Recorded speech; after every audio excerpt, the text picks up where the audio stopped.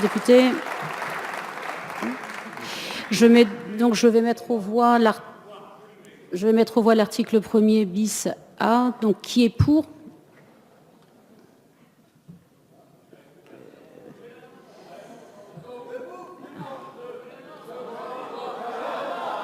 Qui est... Ah, après l'avis du gouvernement, pardon, excusez-moi, et de la commission. Pour. Alors, qui est pour?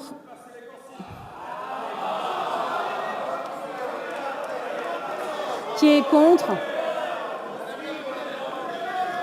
J'ai pas passé le pourcent,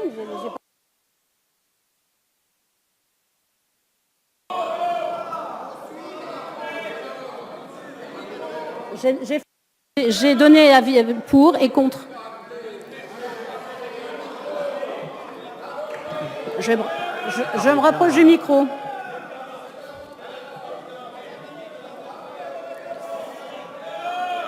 Donner la parole à monsieur. Oui. Monsieur Dussopt.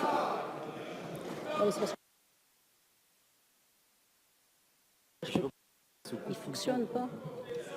Pardon.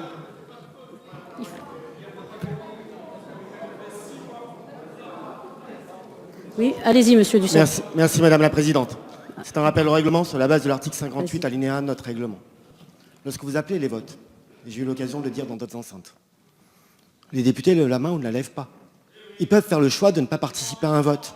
Ils peuvent faire le choix de s'abstenir de se prononcer, mal à l'aise par une disposition ou par conviction du fait de ne pas vouloir adhérer à tel ou tel article.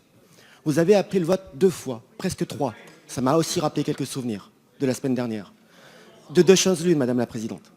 Soit cette situation ne se reproduit pas, soit au nom de mon groupe, je serai amené à demander un scrutin public sur chacun des amendements déposés.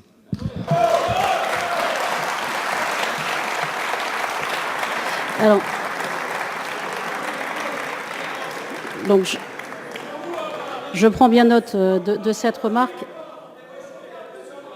Je n'ai simplement, lorsque j'ai fait l'appel au vote, je n'ai pas rappelé les avis dignes de la Commission ni du gouvernement, mais je veux prendre note de votre remarque.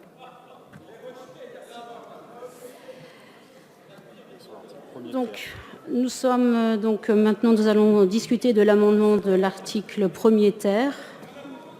Donc, série d'amendements pouvant être soumis à une discussion commune. Je donne la parole à Madame Obono.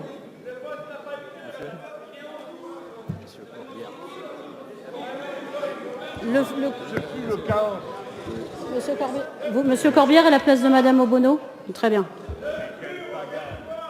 Bon, mes chers collègues, gardez votre voix car le sujet que nous allons aborder mérite passion, je n'en doute pas, mais vous avez raison de ce rappel à l'ordre, mais il s'agit... On a voté, mal voté sans doute, mais qu'importe. Il fonctionne pas, ça. L'appel au vote a été fait pour et contre. Vous ne l'avez pas entendu. Vous ne l'avez pas entendu. Simplement, il y a un petit souci de micro, je peux vous le dire, c'est tout.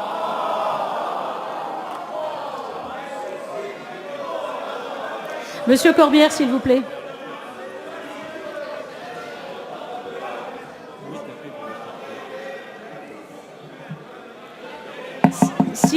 S'il vous plaît, j'ai répondu sur le vote précédent. Monsieur Corbière, la parole est à Monsieur Corbière. Nous demandons à réexaminer le vote. Article 101. Madame la Présidente, il faut que cette Assemblée puisse avoir pleinement confiance au vote. Manifestement, ça n'est pas le cas. Excellent, Monsieur Corbière. L'article a été adopté, je ne vois pas pourquoi refaire le vote. Attendez. Excusez-moi. Prenez... Ça ne sert à rien de parler tous en même temps. D'abord, on n'entend rien du tout et on ne comprend pas du tout ce que vous dites. Alors dites...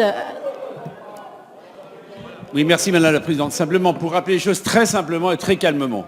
Vous avez appelé les votes pour, certains ont levé la main, 2 fois de suite, et ensuite, quelqu'un est intervenu sans même que l'on procède au vote contre ou l'abstention. Tout simplement. C'est tout ce qu'on vous demande, simplement, Madame la Présidente, qu'on puisse avoir le vote dans les conditions normales, ce qui ne s'est pas produit. Je répète simplement que j'ai appelé le vote pour et le vote contre, et je ne veux pas enlever le souci qu'il y a eu tout à l'heure sur la manière dont je me suis exprimée, mais vous n'avez pas entendu au niveau du micro, c'est tout. Je peux pas...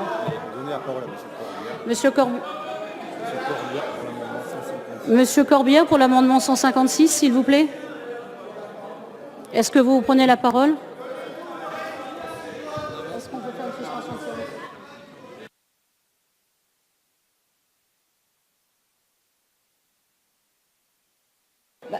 séance? Vous savez bien que le vote était à main levée, donc l'article n'a pas été adopté.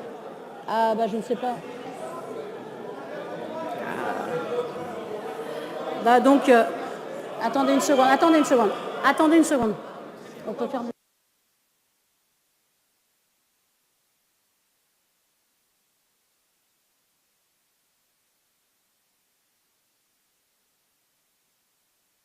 Ok. Est-ce que je peux donner du sable?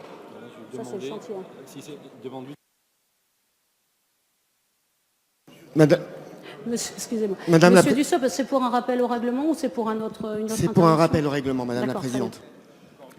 Je ne reviens pas sur les conditions dans lesquelles le vote vient de se dérouler et je partage en tout point ce que vient de dire notre collègue Philippe Vigier. Force est de constater que depuis quelques minutes, nous ne savons pas les uns les autres si l'amendement est voté ou pas. Je ne remets pas en cause votre version. Il est adopté, très bien. Ça flotte et le débat n'avance pas. Au nom de mon groupe et en lien avec la responsable du groupe socialiste, Cécile Untermaier, nous vous demandons une suspension de séance de 10 minutes. Madame Untermaier, c'est vous qui avez la délégation. Est-ce que vous demandez une suspension de séance? Oui, elle l'a Oui, demandé. d'accord. 5 minutes de suspension de séance. Vraiment, ça devient...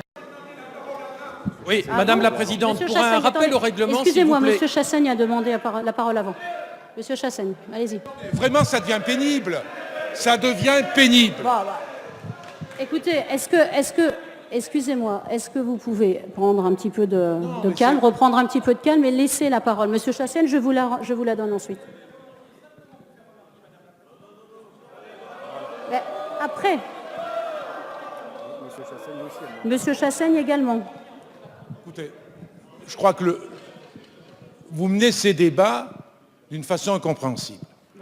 Quand on a un amendement, l'amendement arrive au vote avant les amendements de repli. C'est-à-dire, on se décide d'abord sur les amendements 156 et 307. J'ai d'ailleurs demandé un scrutin public sur l'amendement 307, et c'est en fonction du vote de ces amendements qu'on étudie ou qu'on n'étudie pas les amendements de repli. Enfin, moi, je crois que c'est une chose incroyable. Non seulement on a affaire à un rouleau compresseur où l'opposition ne peut pas s'exprimer correctement, aller jusqu'au vote de ce qu'il propose, mais en plus de ça, il y a une confusion qui, à mon avis, est une confusion entretenue. Non.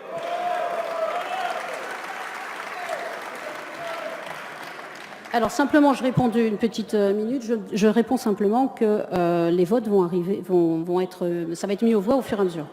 Allez-y. Rappel au règlement fondé sur l'article 58 alinéa de notre règlement sur l'organisation de nos débats. Écoutez, on a déjà eu une suspension de séance. La nuit précédente, on a déjà eu aussi des suspensions de séance. La phase d'apprentissage, ça va bien. Ici, on n'est pas dans une phase d'apprentissage, on fabrique la loi. Donc il va falloir peut-être appliquer le règlement.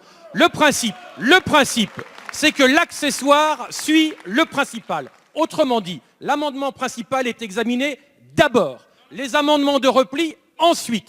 Dans la discussion commune, vous pouviez appeler en effet le 156, etc., mais avec le même sujet. Vous avez celui, le 235 de M. Marleix, vous avez le mien, vous en avez d'autres. Donc, appelez d'abord les amendements dans la discussion commune, vous passez au vote, le résultat sera ce qu'il a, et ensuite seulement, vous passez, si vous le voulez bien, et c'est le règlement qui nous le demande, vous passez à l'examen des amendements de repli. Voilà.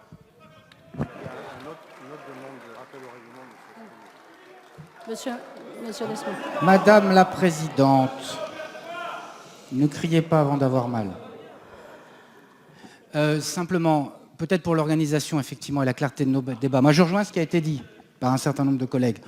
On pourrait commencer par regarder les amendements qui vont le plus loin, c'est-à-dire ceux qui proposent la suppression pure et simple, puis ceux qui vont un peu moins loin, puis ceux qui ont été proposés, parce qu'effectivement, il y a un petit sujet, c'est qu'on a regardé un amendement tout à l'heure,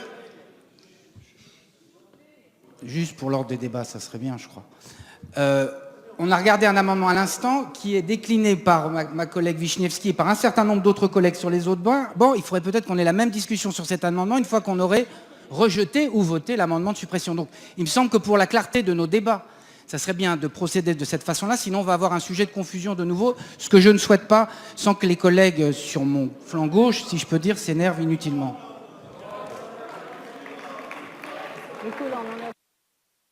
Mélenchon rappelle au règlement. Monsieur Mélenchon? Oui, on pourrait retrouver notre calme, mais le principe de la présidence infaillible est insupportable.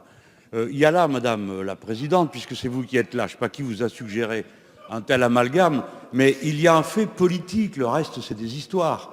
Une série de députés venant de plusieurs bancs déposent le même amendement. C'est un fait politique qui a un sens politique, qui est fait pour être donné à voir, interprété et compris. Ensuite, on votera. Donc on commence par la politique et après on fait la tambouille.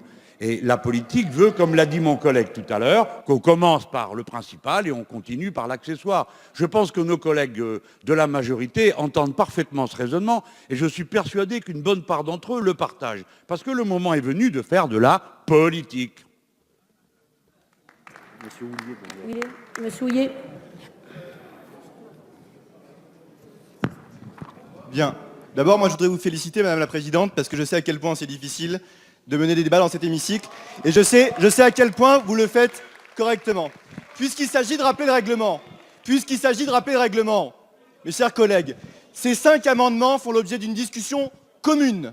Ils sont présentés dès lors qu'ils portent sur le même thème, comme ça vient d'être dit par mon collègue Mélenchon. Ils portent sur le même thème, c'est-à-dire le verrou de Bercy. Ils sont présentés successivement. Il faut ensuite l'objet d'un avis du rapporteur, il faut enfin l'avis d'un objet du gouvernement et il faut enfin l'objet d'une discussion commune dans laquelle la parole vous est répartie et à terme l'objet d'un vote un par un en prenant le premier amendement qui est le plus dur vers celui de repli. Voilà, c'est le règlement de l'Assemblée nationale. Mais là, on l'a déjà fait celui-là, non? 157. Il est défendu. Bien, merci Monsieur Houillet. Donc, tous ces amendements, comme je l'ai dit tout à l'heure, sont examinés sous la forme d'une discussion commune. Donc, il s'agit d'une manière tout à fait traditionnelle, comme vous le demandiez, d'organiser des débats.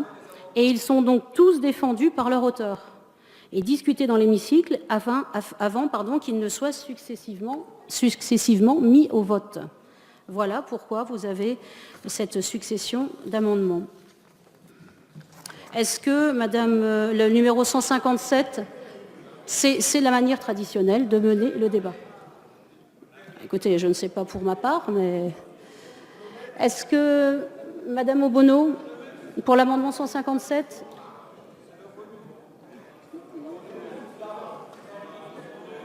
Suspension de séance, on n'y comprend plus rien. Je veux consulter mon camarade Chassaigne et quelques autres qui m'ont l'air de bons conseils. C'est pourquoi je demande une suspension de séance. 5 minutes de suspension de séance.